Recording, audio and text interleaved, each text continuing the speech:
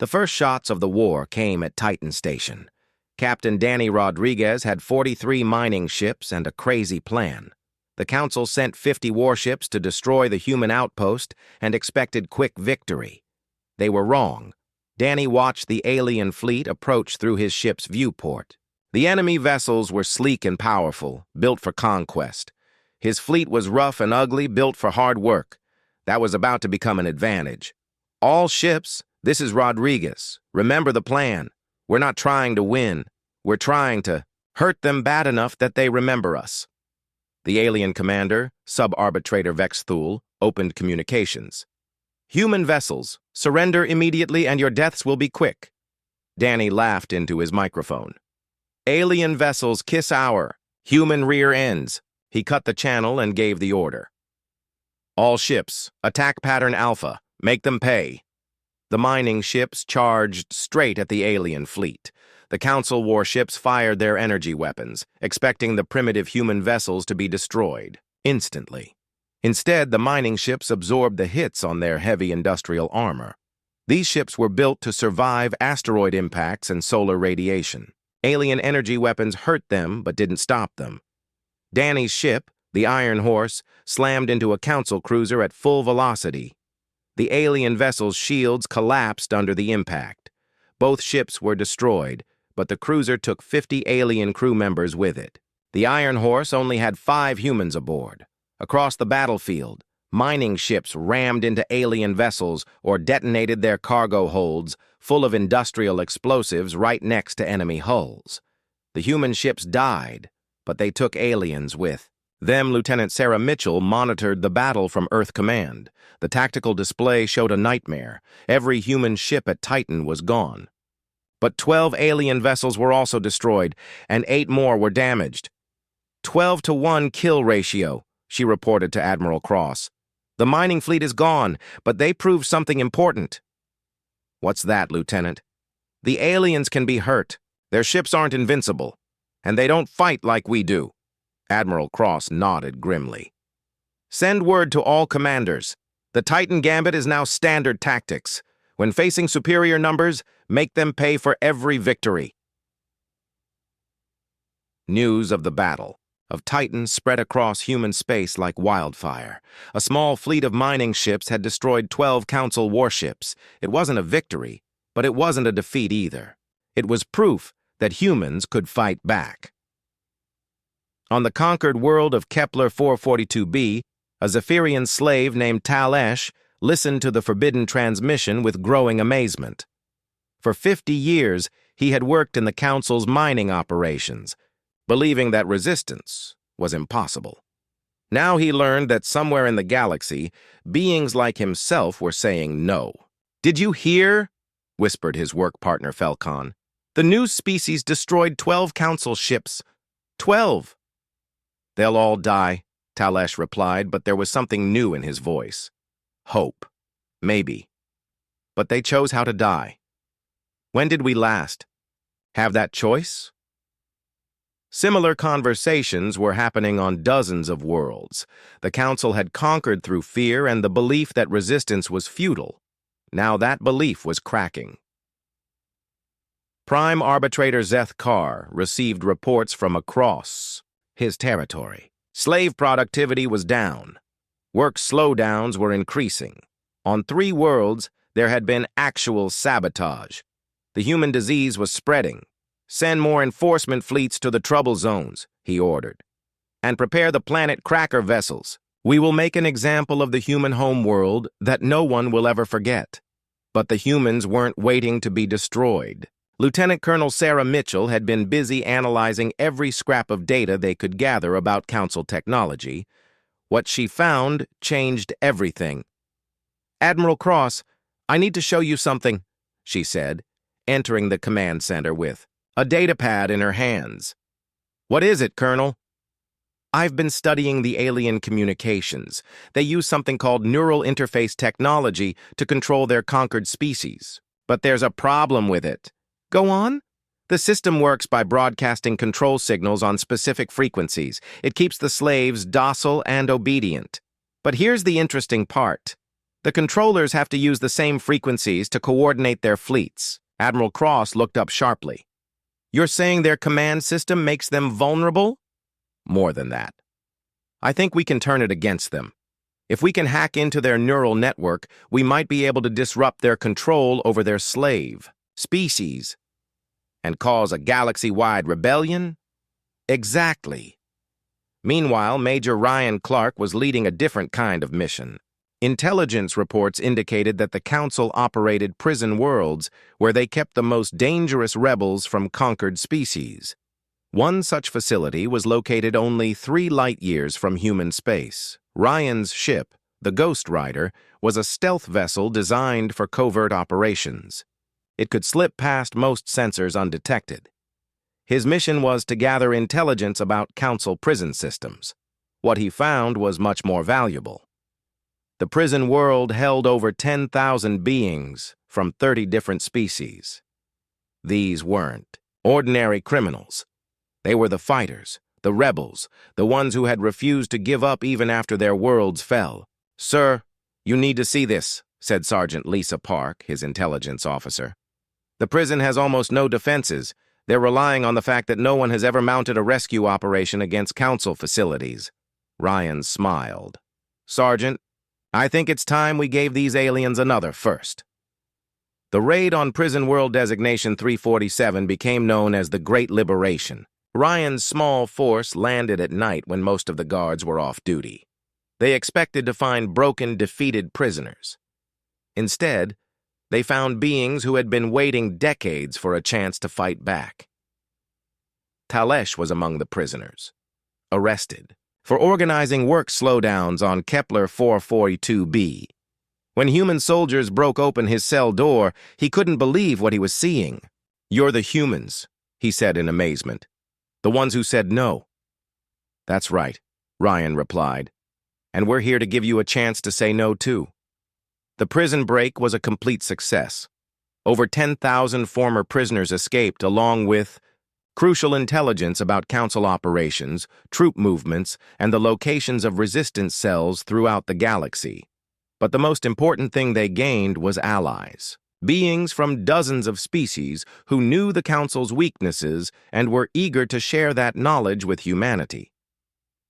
"The Council rules through fear and control," explained Velthara, a former Altarian military officer. "But their system has flaws.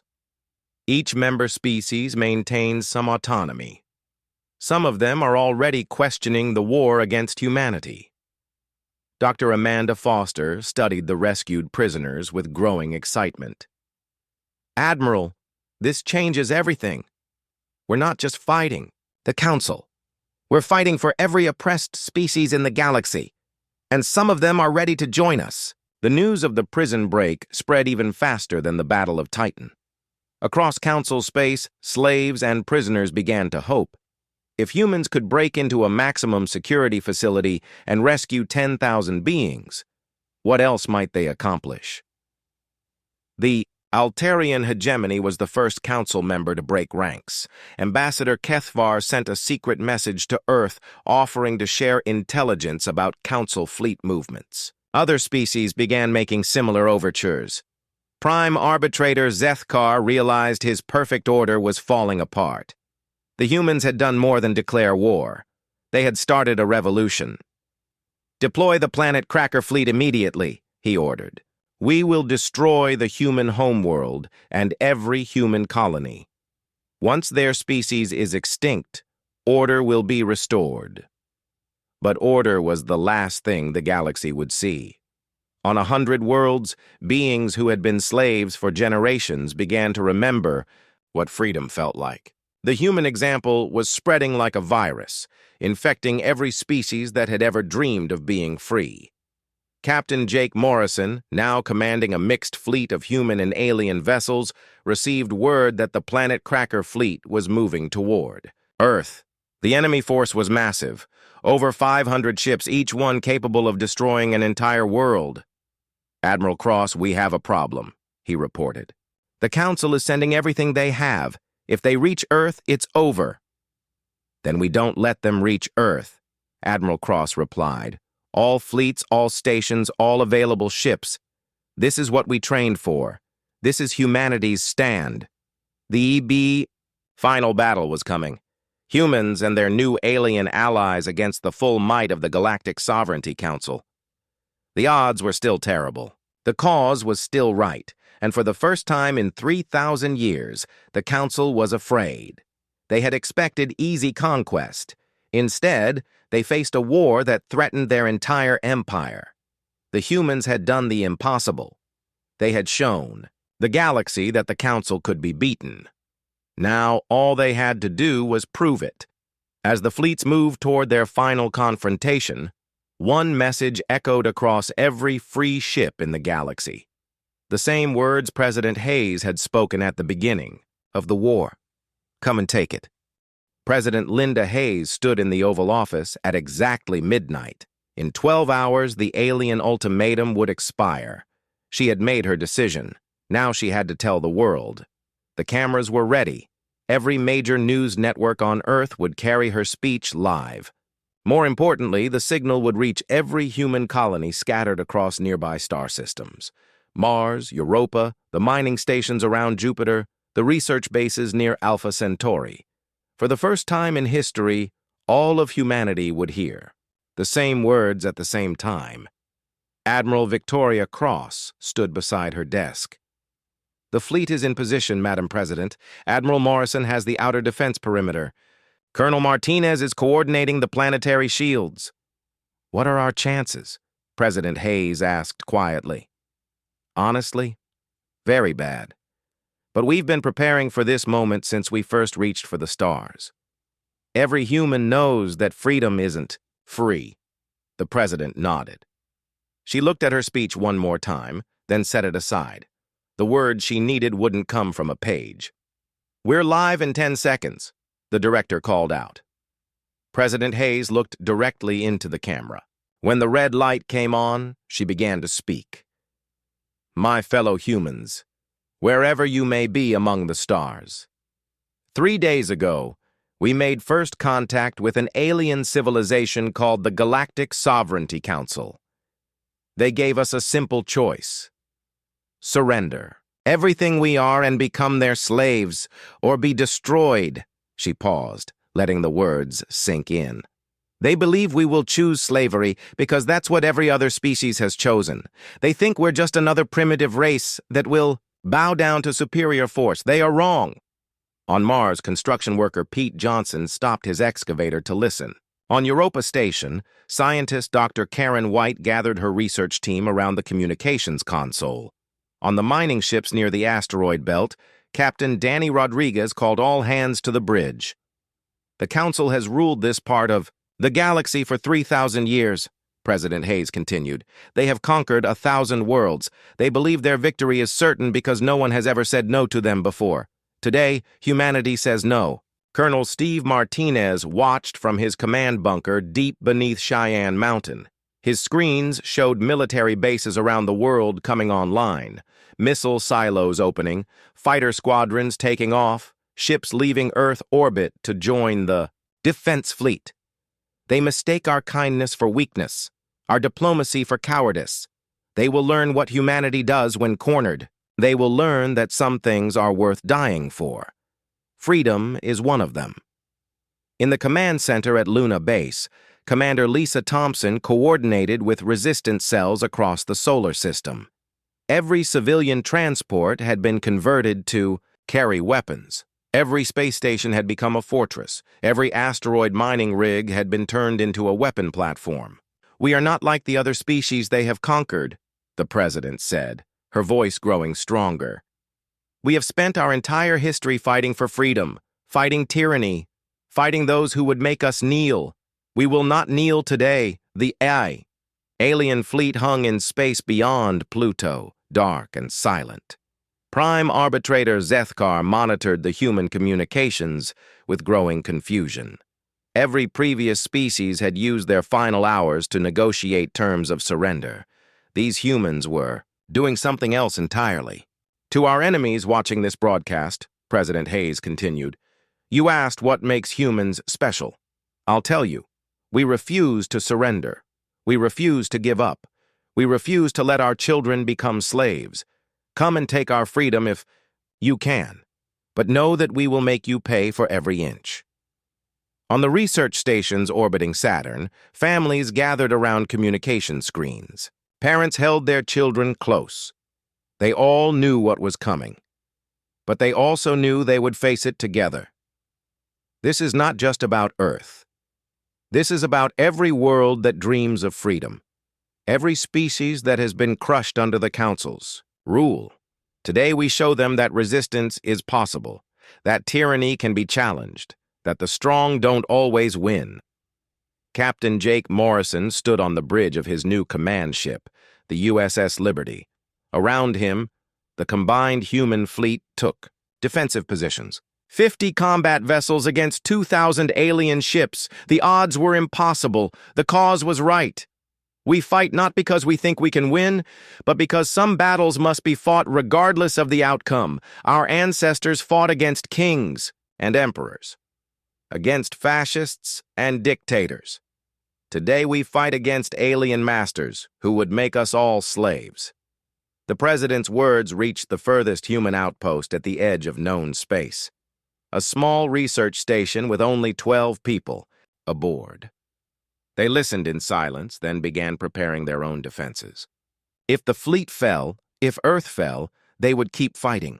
In the coming hours, we will face the greatest test in human history. Some of us may not survive, but those who do will remember that on this day, humanity stood up to tyranny and said no, that we chose to die free rather than live as slaves. Dr. Amanda Foster worked frantically in her laboratory beneath the Pentagon. She had discovered something important about the alien technology, a weakness they didn't know they had. If she could just have a few more hours to test it. To my fellow humans in the military, you have trained your entire lives for this moment. Show them what human determination looks like. To our civilians, you are not helpless. Every factory, every mine, every farm is now part of our war effort. We fight as one species, one people. Prime Arbitrator Zethkar finally understood what he was seeing. These humans were not negotiating. They were not surrendering. They were preparing to fight a war they could not win. It was incomprehensible. It was inefficient. It was completely insane. And to the billions of beings across the galaxy living under Council rule, we fight for you too. We may be the first to say no, but we will not be the last. Freedom is contagious. Hope is contagious. Today we plant the seeds of rebellion that will grow across 1,000 worlds. Colonel Martinez received confirmation that all planetary defenses were ready. Earth's orbital platforms were armed. The moon's hidden weapon systems were online. Mars had activated its defense grid. Every human world was ready for war. In closing, let me say this to the Council. You demanded our submission. We declare war instead. You wanted slaves? You'll get soldiers. You expected easy victory? You'll get the fight of your lives. President Hayes looked directly into the camera one final time. To all humanity, remember this day. Remember that when faced with the choice between freedom and slavery, we chose freedom. Whatever happens next, we face it together. We face it as free humans. And that is how we will die if we must. The transmission ended.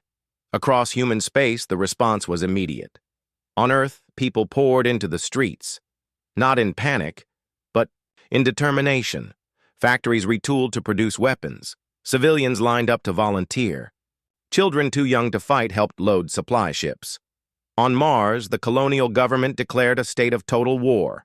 Every resource, every person, every facility was dedicated to the defense effort. The Red Planet would not become a slave world. Asteroid miners formed their own fleet. Their ships weren't warships, but they had something else. They had plasma cutters designed to slice through solid rock. They had explosives meant to break up asteroids. They had the desperate courage of people who refused to surrender. Prime Arbitrator Zethkar called an emergency council meeting. His fellow arbitrators appeared as holographic projections, their alien faces showing confusion and concern. "The humans refuse to submit," he reported. "They choose extinction over slavery." "Impossible," said arbitrator Velnash of the Centauri. "Hegemony. No species chooses extinction. It goes against every survival instinct. These humans do. They seem to prefer death to subjugation." "Then we will give them death," said arbitrator Crescitar of the Vegan Empire. "Make an example of their homeworld. The other species will see and remember." But even as they spoke, something was happening that the council had never experienced before. On the conquered worlds, in the slave factories and mining colonies, whispers began to spread. A new species had said no. A young race had chosen to fight rather than submit. For the first time in 3,000 years, the slaves began to wonder if their masters could be beaten. Captain Danny Rodriguez looked out at the alien fleet and smiled grimly. His mining ship wasn't much compared to those massive warships. But it had one advantage. The aliens expected him to run or surrender. They didn't expect him to ram his ship down their throat at maximum velocity. The war was about to begin, and the Council was about to learn that some species would rather burn the galaxy down than live on their knees. 12 hours after President Hayes finished her speech, the alien ultimatum expired. The Council sent a message demanding immediate surrender. Humanity's response was simple. Admiral Cross transmitted 2 words that would echo across the galaxy. "Come and take it." "Heavy! We lost 60% of our fleet, but we won, Admiral. We actually won." Admiral Cross nodded, but her expression remained serious. This was 6 months after the Battle of Earth. President Linda Hayes walked through the corridors of New Geneva Station. The massive space station orbited at the edge of human space and had become the meeting place for the newly formed Free Worlds Alliance. Representatives from 43 different species had come together to build something the galaxy had never seen before, a government based on freedom instead of fear. The Galactic Sovereignty Council was gone. Prime Arbitrator Zethkar and his fellow leaders sat in prison cells, awaiting trial for 3,000 years of crimes against countless species. Their empire had collapsed in a matter of weeks once the enslaved races realized they could fight back.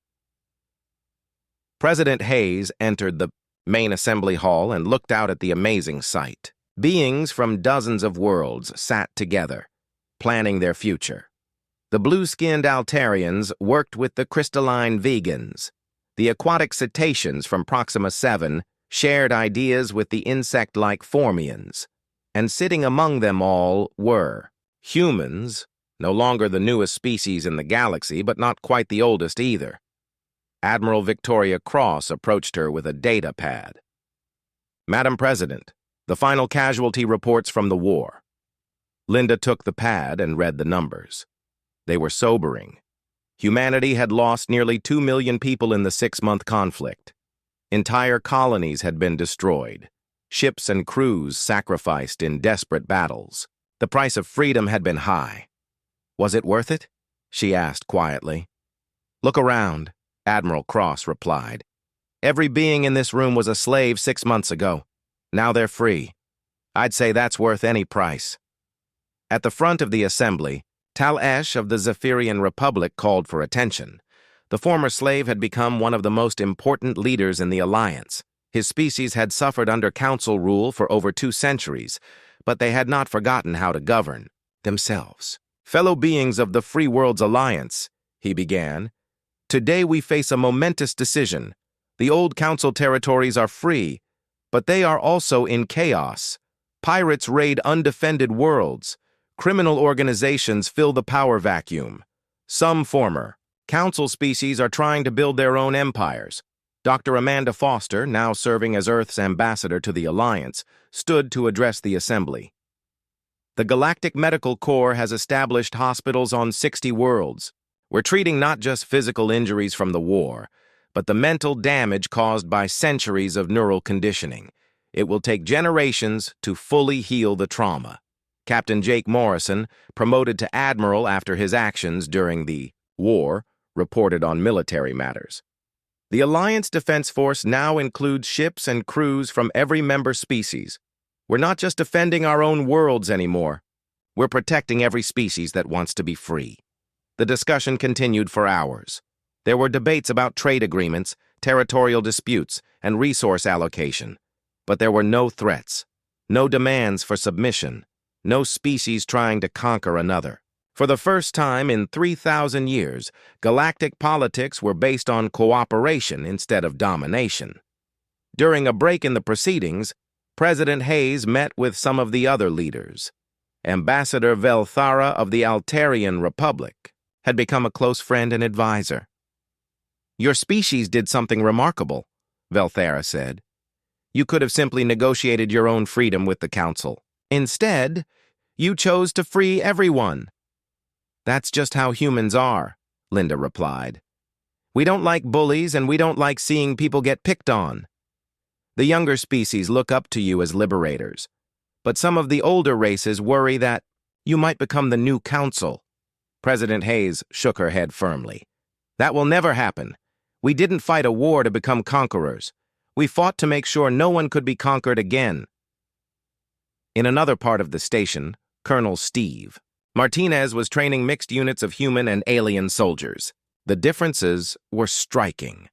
The Formians moved in perfect coordination like a hive mind. The Altarians used advanced energy weapons that humans were still learning to understand. The Zephyrians had natural abilities that seemed almost magical. But they were all learning to work together. More importantly, they were all learning to fight for freedom instead of conquest.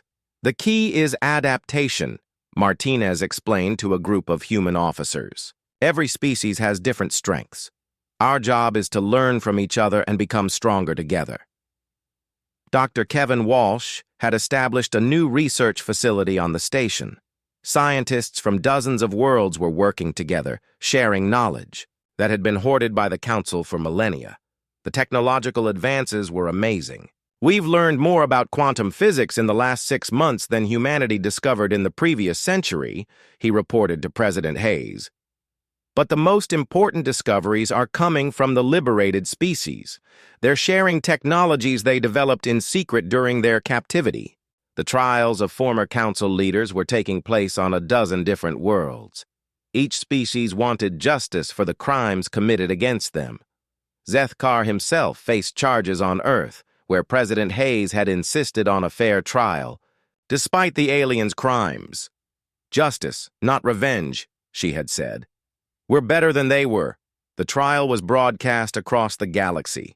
Billions of beings watched as evidence was presented of the Council's atrocities. The neural conditioning, the slave labor, the destruction of entire species that refused to submit. 3,000 years of tyranny laid bare for all to see. When Zethkar was finally allowed to speak, his words were chilling. "You think you have won," he said.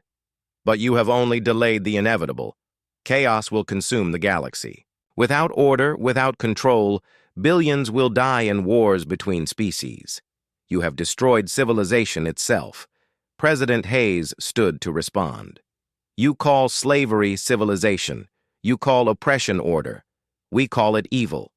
Yes, freedom is messy. Yes, democracy is chaotic. But it's better than your perfect prison." The former prime arbitrator was sentenced to life imprisonment. His fellow council leaders received similar sentences. Justice had been served, but more importantly, a message had been sent. Never again would one species be allowed to dominate all others. 1 year after the war ended, Admiral Cross stood on the bridge of the USS Liberty as it approached the edge of known space. Her mission was to make contact with species beyond the former Council territory, to offer friendship and alliance to beings who had never known the Council's rule. "Admiral, we're detecting a large fleet ahead," reported Commander Lisa Thompson. "Configuration unknown. They are not responding to our communication attempts." Admiral Cross studied the sensor readings. These ships were unlike anything in the Alliance database. Larger than Council vessels, but built with completely different technology. Open a channel on all frequencies, she ordered. This is Admiral Victoria Cross of the Free Worlds Alliance. We come in peace. We are explorers, not conquerors. The response, when it came, was in a language the universal translators had never encountered before. But the tone was unmistakable. Cold, hostile, demanding. "Admiral," the communication officer said grimly, "they're giving us an ultimatum. Submit to their authority or be destroyed." Admiral Cross sighed. Apparently, the Council hadn't been the only galactic empire built on oppression and slavery, but that was a problem for another day. "Signal the fleet to withdraw to minimum safe distance," she ordered, "and send a message to Earth. Tell President Hayes we've found another group that needs to learn what no means." Back on Earth, children from dozens of species played together in the parks of New Geneva Colony. They spoke each other's languages, shared each other's games, and grew up in a galaxy where diversity was celebrated instead of crushed. Little Amy Thompson, daughter of Commander Thompson, played with her best friend Kextar, a young Zephyrian, whose parents had been liberated from the slave camps. They were building a model starship together, talking about becoming explorers when they grew up. "My daddy says there are more bad aliens out there," Amy said as she attached a wing to their model. "People who want to make everyone slaves like the old council did." Kextar's eyes glowed with determination. "Then we'll stop them too. That's what the Alliance does. We protect people." "Yeah," Amy agreed. "Because being free is better than being safe." It was a lesson humanity had taught the galaxy. A lesson that would be remembered for generations to come. The Council had demanded submission because they were afraid of what would happen if someone said no. Humanity had said no. And in doing so, they had shown an entire galaxy that freedom was worth fighting for. That some things were more important than survival. That the strong didn't always win if the weak refused to surrender. The Free Worlds Alliance was not perfect. There were still conflicts between species, still disagreements about how to govern, still problems to solve and challenges to face. But for the first time in 3,000 years, those problems were being solved by free beings making their own choices, not by slaves following orders from their masters. The war was over. The real work was just beginning. And humanity, the young species that had refused to kneel, was ready to help build a galaxy where no one would ever have to kneel again. In the end, the Council's greatest mistake hadn't been underestimating human military power. The Planet Cracker fleet arrived at the edge of the solar system on a Tuesday morning. Admiral Victoria Cross watched from her command ship as 500 alien vessels dropped out of hyperspace. Each one was the size of a small city. Each one carried enough firepower to destroy a world. "All stations report ready," Colonel Steve Martinez announced from his position at the tactical display. "Every human ship, every orbital platform, every asteroid mining station is armed and waiting." Admiral Cross nodded. For 3 months, they had been preparing for this moment. The entire solar system had been turned into a weapon. What the Council saw as humanity's last stand was actually the biggest trap in galactic history. Prime Arbitrator Zethkar stood on the bridge of his flagship, the Dominion's Fist. He looked at the primitive human defenses with satisfaction. A few dozen ships, some orbital stations around Earth, pathetic weapon platforms near the asteroid belt. This would be over quickly. "Begin the bombardment," he ordered. "Target their homeworld first. Make it slow so the other species can watch and learn." But as the planet crackers charged their weapons, something unexpected happened. The space around Earth began to shimmer and bend. Hidden mirrors placed throughout the solar system activated, creating a network of reflective surfaces that Dr. Kevin Walsh had been secretly building for months. Dr. Walsh was Earth's leading expert on quantum physics.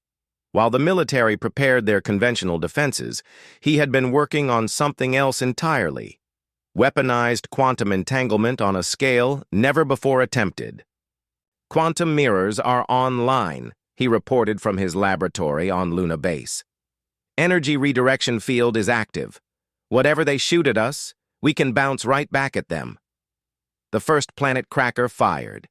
Its beam was designed to crack open the Earth's crust and boil the oceans.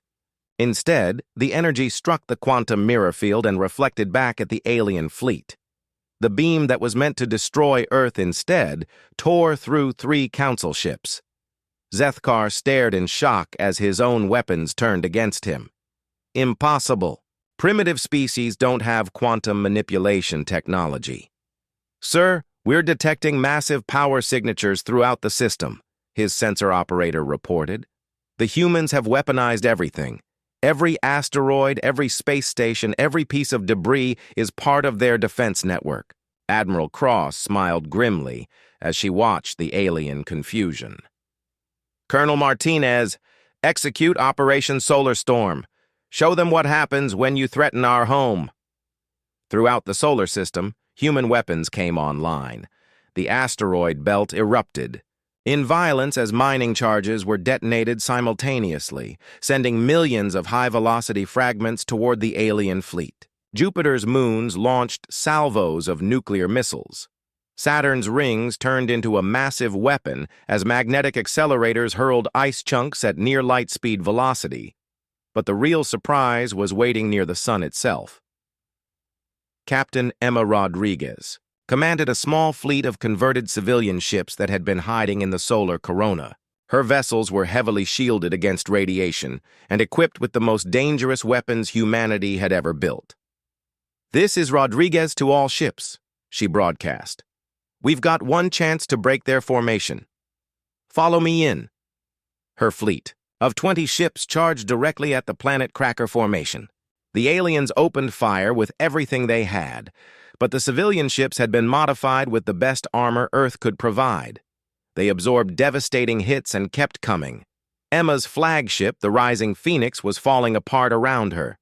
Half her crew was dead. Her engines were failing, but she was close enough now to see the command ship's weapons ports. "All ships ramming speed. Take as many of them with you as you can." The Rising Phoenix slammed into the Dominion's fist at maximum velocity. Both ships exploded in a ball of fire that lit up the entire battlefield. 19 other human vessels followed her example, ramming into planet crackers and detonating their improvised explosive cargoes. The alien formation broke apart in chaos. 21 planet crackers were destroyed or disabled. The rest were scattered and confused. For the first time in 3,000 years, a council fleet was retreating, but Admiral Cross wasn't done yet. Dr. Amanda Foster had been working on something special, a virus designed to target the neural interface technology that kept the Council's slave species obedient. "Amanda, is your package ready?" Admiral Cross asked over the communication link. "Ready and loaded into our communication arrays, Doctor," Foster replied. "One burst transmission should reach every council ship in the system. Once their neural network is infected, it will spread to every connected facility in the galaxy." Do it. The virus transmission lasted exactly 3.7 seconds. To the aliens, it looked like a desperate communication attempt. They didn't realize they had just been infected with the most dangerous computer virus ever created. On the bridge of his damaged flagship, Zethkar received reports of system malfunctions throughout his fleet. Communication arrays were failing, navigation systems were going offline, weapon targeting was becoming erratic. "What is happening?" he demanded. "Sir, our neural interface network is under attack. Something is rewriting our control protocols." The virus wasn't just disrupting Council technology. It was freeing every enslaved mind connected to their neural network. On ships throughout the fleet, alien crew members who had been conditioned to obey without question suddenly remembered what it felt like to think for themselves. On the conquered world of Kepler 442b, Talesh felt the mental fog that had clouded his thoughts for 50 years suddenly lift. Around him, thousands of other Zephyrian slaves were having the same experience. "I remember," he whispered. "I remember who I was before they took me." Similar awakenings were happening on dozens of council ships. Crew members turned on their officers. Slaves rose up against their masters. The council's perfect order collapsed in minutes, but the humans weren't finished. Captain Jake Morrison led the counterattack with a mixed fleet of human and alien vessels. The liberated prisoners from the rescue mission had provided crucial intelligence about Council ship designs and weaknesses. "Target their command vessels," Jake ordered. "If we can take out their leadership, the rest of the fleet will fall apart." The battle turned into a nightmare for the Council forces. Their own crew members were fighting against them. Their weapons systems were being sabotaged from within. Ships began surrendering or simply powering down their weapons. Prime Arbitrator Zethkar found himself alone on his command bridge. His crew had either fled or turned against him. His mighty fleet was in ruins. The primitive humans had done the impossible. "This cannot be happening," he said to himself. "We are the masters of the galaxy. We have ruled for 3,000 years. His communication system crackled to life. Admiral Victoria Cross appeared on his main screen, her expression cold and determined. "Prime Arbitrator Zethkar, this is Admiral Cross of the United Earth Defense Force. Your fleet is defeated. Your control network is destroyed. Surrender now, and your remaining ships will be spared." Zethkar looked around his empty bridge. Through the viewports, he could see his fleet in chaos, ships drifting powerless, escape pods fleeing into space. The greatest military force in galactic history was falling apart. "How?" he asked quietly. "How did you do this?" "You made a mistake," Admiral Cross replied. "You thought we were like all the other species you conquered. You thought we would choose slavery over death. You were wrong. Your victory changes nothing. The Council has 1,000 fleets, 1,000,000 worlds. You cannot defeat us all." Admiral Cross smiled. "We don't have to defeat you all. We just have to show everyone else that you can be defeated. And we've done that."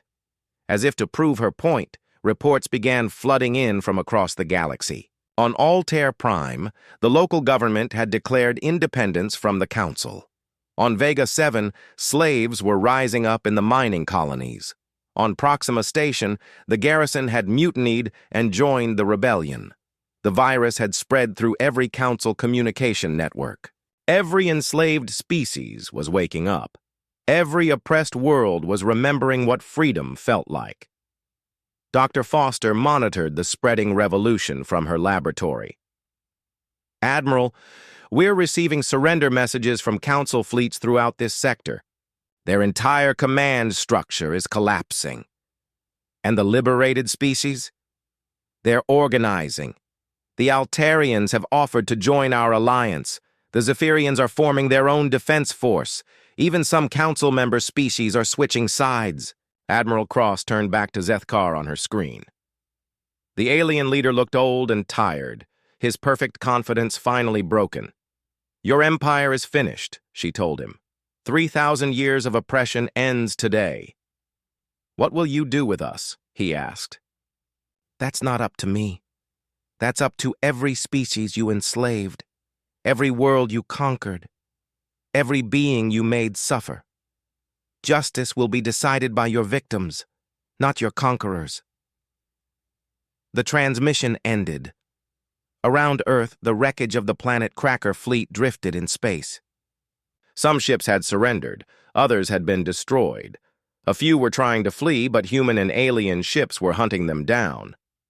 Colonel Martinez tallied the final numbers. "Admiral, we count 412 enemy vessels destroyed or captured. 87 escaped into hyperspace. Casualties on our side?" Captain Jake Morrison walked across the bridge of the UES Defiant. His boots made soft sounds on the metal floor. The ship was quiet except for the low hum of the engines.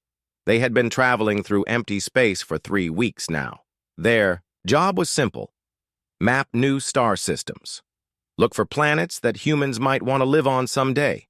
Take samples of rocks and gas from asteroids. Send the data back to Earth. Jake was 35 years old. He had been in space for 12 years. This was his first command of a ship. The Defiant was not the biggest ship in the human fleet. It was not the fastest either, but it was his ship. 200 people called it home. They trusted him to keep them safe. "Captain," said Lisa Wade from her station.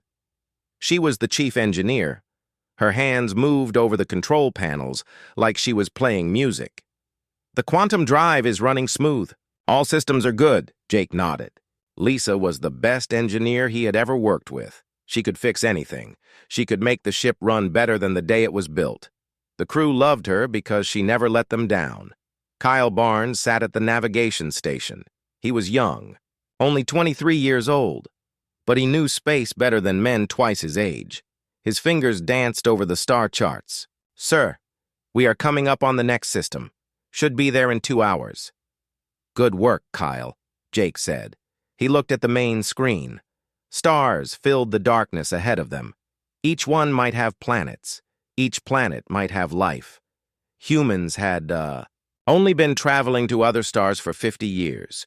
They had found many worlds. Some had water, some had air they could breathe. A few even had simple life forms. Amanda Price stood near the weapons console. She was the security chief, tall and strong, with short black hair and sharp eyes that missed nothing. "Captain, long-range sensors are picking up something." Jake felt his stomach tighten. Out here in the empty space between star systems, there should be nothing. "What kind of something?" Amanda's fingers moved over her controls. Numbers and images filled her screen. "Multiple contacts, big ones, moving fast, heading right for us." The bridge went quiet. Everyone stopped what they were doing. In the 3 weeks they had been out here, they had not seen another ship. Earth was far behind them. No human settlements were this far out. If ships were coming, they were not human ships. "How many?" Jake asked. Amanda counted the dots on her screen. 47 ships, sir. Maybe more. They are still too far away to get a clear reading." Jake felt cold. 47 ships was not a patrol. It was not traders. It was a battle fleet. "Are they heading for us?" "Yes, sir. Direct course. They will be here in 6 hours." Dr. Ben Carter looked up from his science station. He was older than the rest of them. Gray hair and thick glasses. He had been working on secret projects for the government. "Captain, I need to tell you something. This ship is not what it seems." Jake turned to face the scientist. "What do you mean?" Ben took off his glasses and cleaned them. His hands were shaking a little. "The matter compiler in the cargo bay. It is not just for making spare parts. It can make anything, weapons, ships, even other matter compilers." "That is impossible," Lisa said. "Nothing can make complex machines from raw materials that fast." "This one can," Ben said. "I have been testing it for 3 months. It uses quantum field manipulation.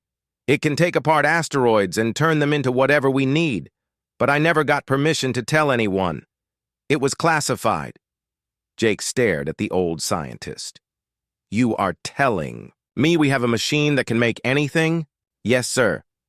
But there is more. The ship's computer is not normal either. It learns, it thinks, it grows smarter every day, and the quantum communication system can talk to every human computer instantly, no matter how far away." Amanda was still watching her screen. "Captain, the ships are getting closer. I am picking up energy signatures. They are armed, heavy weapons." Jake walked to his captain's chair and sat down. His mind was racing. 47 enemy ships were coming to kill them. His ship had secret weapons that might save them, or might get them all killed. "Can we run?" Kyle checked his navigation computer. "We can jump to faster than light speed, but they will follow us. Their ships look faster than ours." "Can we call for help?" Jake asked. "Earth is too far away," Amanda said. "Even with our quantum communicator, it would take any rescue fleet weeks to get here." Jake looked around the bridge. His crew was scared. He could see it in their eyes. But they were ready to fight. They were ready to die if they had to. That was what humans did. They never gave up. "Ben, how long would it take to get this matter?" Compiler ready for combat? It is already ready, sir. I just need your permission to activate it. Jake thought about his choices. Run and maybe get caught anyway. Surrender and hope the aliens would let them live. Or fight against impossible odds with weapons that might not work. He made his decision. All hands, this is the captain, he said into the ship's communication system.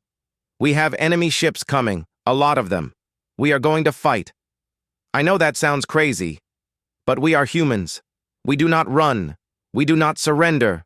We stand and fight. The crew on the bridge stood a little taller. Lisa smiled.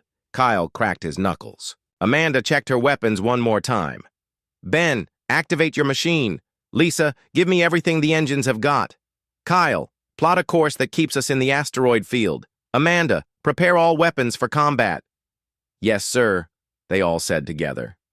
Jake opened a channel to the alien fleet. He did not know if they would understand human language, but he had to try. Alien ships, this is Captain Jake Morrison of the UES Defiant. You are in human space. Turn around and leave. We do not want to fight, but we will if we have to. The answer came back in perfect English. The voice was cold and harsh. Human vessel.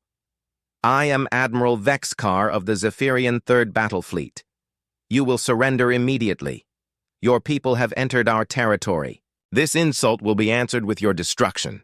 Jake laughed. He could not help it. Territory? We have been mapping empty space. There is nothing out here but rocks and gas. This entire region belongs to the Zephyrian hegemony. We claimed it 300 years ago. Your presence here is an act of war.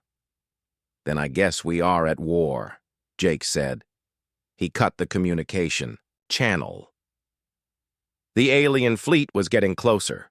On the main screen, Jake could see them now. Dark shapes against the stars. Big ships with weapons that glowed with deadly energy. Ships built for killing. Ben was working at his station. Lights flashed as the matter compiler came online. Captain, the system is active, but sir, I have never used it in combat before. I do not know what will happen. We are about to find out, Jake said.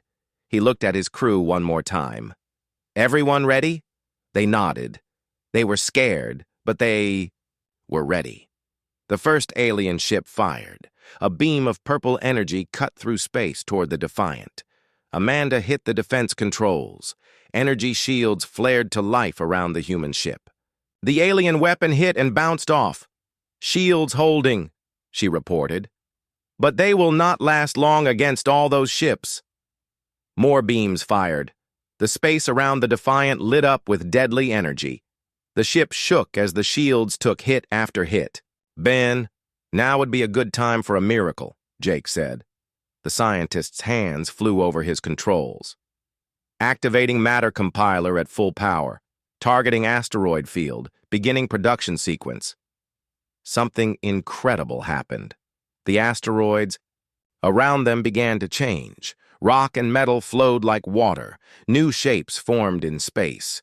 The Defiant was no longer alone.